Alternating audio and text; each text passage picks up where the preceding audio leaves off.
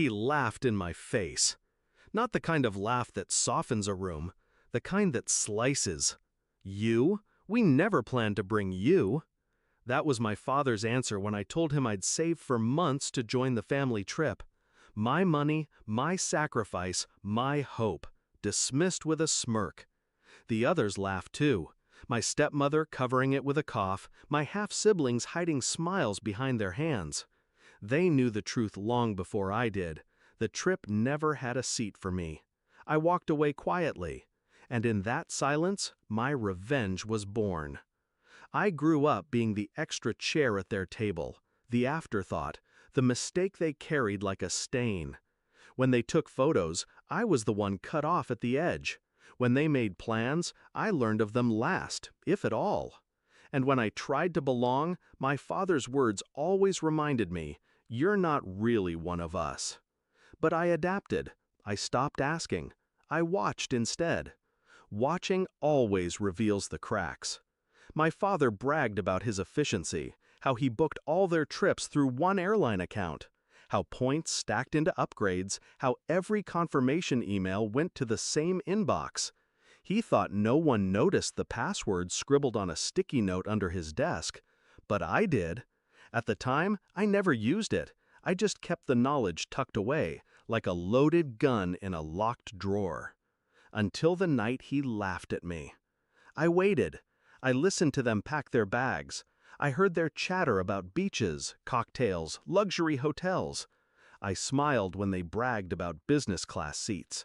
And when the house finally went dark, I opened my laptop, logged in. Every ticket, every booking, staring back at me. It took one click. Cancel.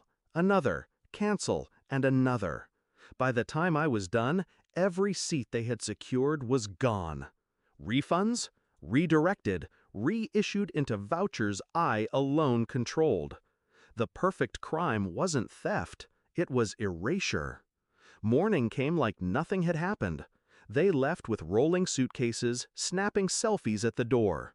My father brushed past me without a glance, confident his world was untouchable.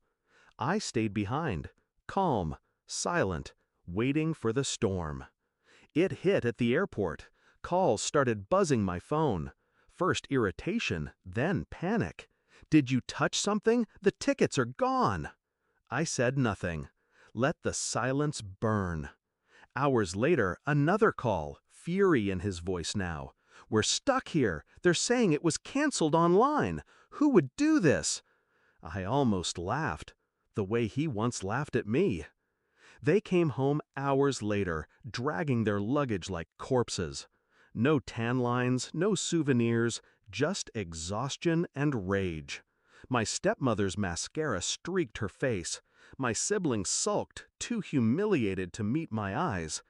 And my father? He exploded. "You ruined everything!" he screamed. I didn't raise my voice. I just looked at him, steady, unshaken. "No. You ruined everything the day you decided I wasn't family."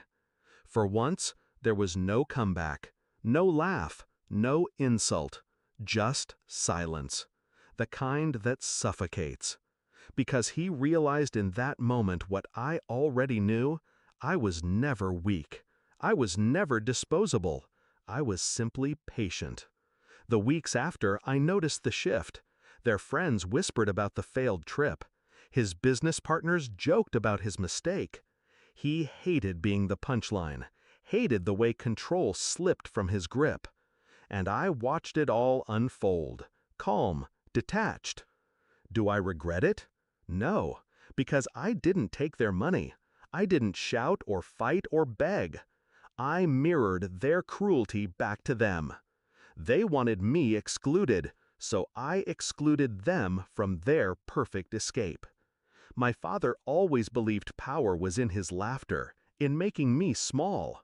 But real power was in silence, in the click of a button.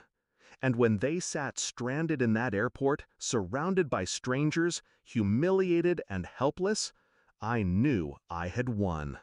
They left me behind, so I left them grounded.